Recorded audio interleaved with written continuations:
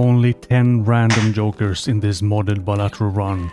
How do we adapt? By limiting the limitation down to one single joker. Let's see if madness pays off. We have a very interesting set of jokers this time, and we're going in on black stake, so there is now finally potential for eternal madness. Or an eternal dagger. I'm grabbing the pair guy to have a nice and easy start. But there are only 10 jokers in this entire run, so we are basically guaranteed to find the dagger again. What I've done here is I've used a mod called Banner, which, surprise, allows you to ban things. The base game has 150 jokers, so I simply ran a random number generator for 10 jokers between 1 and 150, and that's all that exists in this entire seed, so it's a different challenge. So I have to look in the buffoon packs to see what we have, and instantly we have a problem. Greedy is a suit different from what we have already committed to. Eternal Jimbo and the twin of Eternal Jimbo, or Sixth Sense. And having left Eternal Jimbo behind, we are instead cursed with 4 Jimbos. Wow, what a selection. Okay, I get the hint. We can't have Greedy and the Arrowhead, we have to have one suit only, so double Jimbo, fine. If we get 97 Jimbos in here again, we're going to have a problem. And instantly we have a solution. It's Jimbo's extra insane cousin. So now we can bring on the plague of 1,000 Jimbos, or literally any other joker combination. This guy will just eat them all. So madness can definitely be problematic, but half a multiplier for deleting one joker, one Jimbo for half a multiplier. It's not that bad, and especially for this run where we have only 10 jokers, there's only so many things he can eat. I don't really see the point in skipping for one uncommon tag when the selection is so limited. But I have been slightly blessed in, if you can say that with madness, but we also have blackboard, so we have one dude we can actually scale up and one just flat 3 times multiplier if he survives the madness lottery, which sounds like exactly the kind of run I want to do. It's definitely not going to be good. And we also have the Arrowhead, which is immune to madness. What a trait to have. So this has now become, I heard you like limitations, so we added a limitation to your limitation so you can be extremely limited while you try to work with the limitation. Because now, outside of madness, the only jokers that will survive are eternal ones. So I don't really need to buy anything else, but I am still going to buy a couple of jokers and use them as a sacrifice to the madman, and hope that he just scales fast enough so that we will be fine. Dagger and madness is an interesting combo as well, because now we can double destroy jokers on every round, unless the madness just eats the dagger instantly. So far it's a very easy strat. We just play flushes with the Arrowhead and madness makes it 2.5 times better. Since we are on black stake, I want to gamble with the negatives, because most likely they will not be eternal and it will just be a massive disaster. And the madman gains a multiplier even when he has nothing to destroy, so either he tried to eat the indestructible Arrowhead or he ate a part of himself and he gained half a multiplier. There was of course only one legendary we could have found, Jimbo. And he is not even eternal, so he will just go in the Joker soup that the Madness Man is eating. That now also contains a negative blackboard and a negative Jolly Joker, which would have been nice to keep.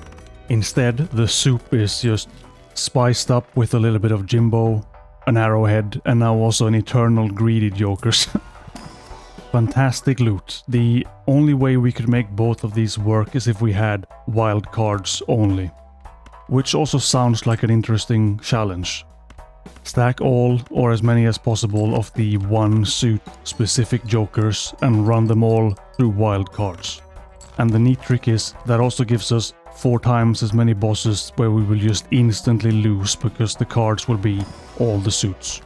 Let's just spend the double tags on some spectral cards. More tarot cards is more good, so medium, very nice. Talisman for more cash is fine. And ectoplasm, so definitely the worst choice. But there is a slim fraction of a chance that with that extra joker slot we land enough Eternals that we actually have a stack of jokers. So the smarter player would not have gambled on something with such a terrible probability, so instead I'm just going to most likely have less hand size for no gain for the rest of an already quite hard run. Also fish problems. This is 100% the boss I forget to read the most.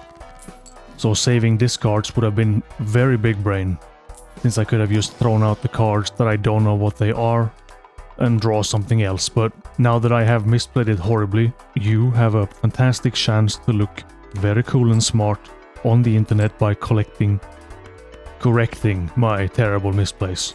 You really don't want to collect all the misplays, like trust me on that. If you stack all of those misplays in one single brain cell, I don't think we would even make it out of ante -10. So we are landing a decent haul of planets, madness is up to 6 multiplier, and I also have a reasonable amount of upgrades on my cards. Now I did play this pretty poorly, wasting discards, and also, surprise, the ectoplasm use has come back to bite me with no gain at all. The flush scores reasonably well, but it's not enough, and the caveman in charge has not prepared anything else at all. If you want to see more caveman plays, hit subscribe. Instead I'm thinking, with the Joker selection we have, there is one more twist we can try. A nice tag that provides one entire free shop when I have one Balatro dollar to my entire name is a nice start. Not even a caveman can mess that up. So when we land a free madness, I kinda have to take him, and with the Joker pool that we have, he is now in charge of the run. We could play this differently where, of course, if I buy more than 2 Jokers at a time, he will only eat one of them, so it is possible to have a setup of Jokers where we only lose 1 per round. But to me, the more interesting challenge is stacking limitations, so we have gone from a nice selection of 10 Joker dudes to just a strictly madness run. I like the concept of madness where he just cannibalizes a Joker and gains multiplier, but he is also hard capped. Since it only works off small and big blind, we get 1 whole multiplier per ante. So if I want to run this with strictly 1 Joker, we need to make sure that we have some very cool cards, so that we have something to base the multiplier on. I landed what I assume is an extremely lucky erratic deck where I have 15 kings. So 5 of a kind or a flush 5 should be possible until we find the plant. I'm assuming a competent player would plan around that and maybe prepare some 10s or whatever else other card we have a couple of, so that I could just slap in a different 5 of a kind or 4 of a kind for that specific boss. Going down an ante made more sense to me because it's 1 whole extra multiplier on the Madness Man. It's going to make such a huge difference. And looking at the Temperance card, he is valued at a massive 3 Balatro dollars. If that is anything to go off, this is a terrible investment. So with the 10 Jokers we have, I think we have seen them all now, plus the elusive legendary Jimbo as the surprise extra cool side boy that the game gives you when there is literally nothing else to offer. What would have been a smarter thing to go all in on? Or even better, if you could pick 10 out of the 150 Jokers, what combo would you go for an interesting build? But there's definitely potential here for some extra cool runs. We could allow, for example, 1 Joker we like, Showman, and then only blueprints. So it would be an extremely limited seed, but it would be pure for whatever we want to go for, like all in on the square man, nothing else. But still, if we want to play as many cards as possible with a Joker like the square man, we would still need a burglar, for example, so you always need a couple of things, like just pure blueprints, probably not the most interesting of ideas, but it's a solid start to set up something else insane. Why is my madness worth less? The more we invest in him, the worse he gets. Bigger multipliers should be more good, especially when we're talking cash money. Or is the game just giving me another hint that this is a terrible idea? Mad, some would say, but here we are.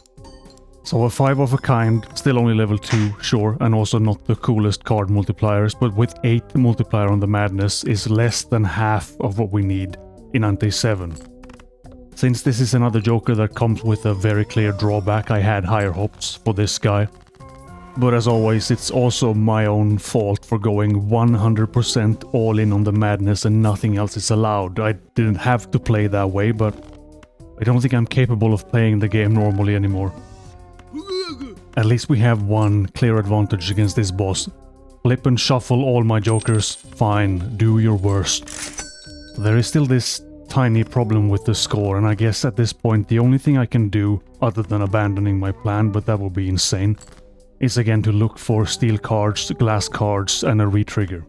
Also planets, and whatever card upgrade that would be best, and in this case, I guess it is the Empress with 4 multiplier, since the multiplier is what we're multiplying with the Madness multiplier. But I am also but a humble caveman. I am learning some of the things, but I'm definitely not learning all of the things, that is very clear. So that pop-up after we beat the boss, Ante 8, if we stop here, that's the only way we actually win the game, right? If I fail earlier than Ante 8, the game tells me you lost, and if I fail after Ante 8, the game also tells me you lost. And the same thing if you make it all the way to Ante 39, you can't beat it, so you still lose. It seems very fitting for a strategy based entirely around madness. The deck is looking decent, we are up to 22 kings, so finding those guys should be fine. I only have 1 red seal on a king though. And I'm still re-rolling the shop out of habit, finding just the same 2 jokers over and over again. So there is no one coming to save this run, it's just me and madness. Or is he the actual most accurate representation of my single brain cell? I think I would rather stick with the caveman and his 1 pebble, because that has potential to evolve. Madness will only be mad, and it's only ever going to get worse if you go all in on insanity. More steel cards, something we can stack with madness, so there is an actual slim chance that we can scale this into something powerful. And I'm still surprised when I don't find something amazing in the shop. We have the 10 jokers, planets and tarot cards would still be fantastic. Instead we go in and we pray for the steel cards, because 500k in the last Ante, 1 million should be fine. And steel cards are just technically upgraded rocks, because it's the only thing harder than a rock, so I have a rock affinity. Steel cards should be on my side, probably. And maybe I'm wrong again, but I'm playing 4 cards because that means 1 more steel king in hand for more multiplier. Instead we just end with a madness at 10.5 multiplier. If you want more Balatro madness, here is a video you might like. Thank you for watching.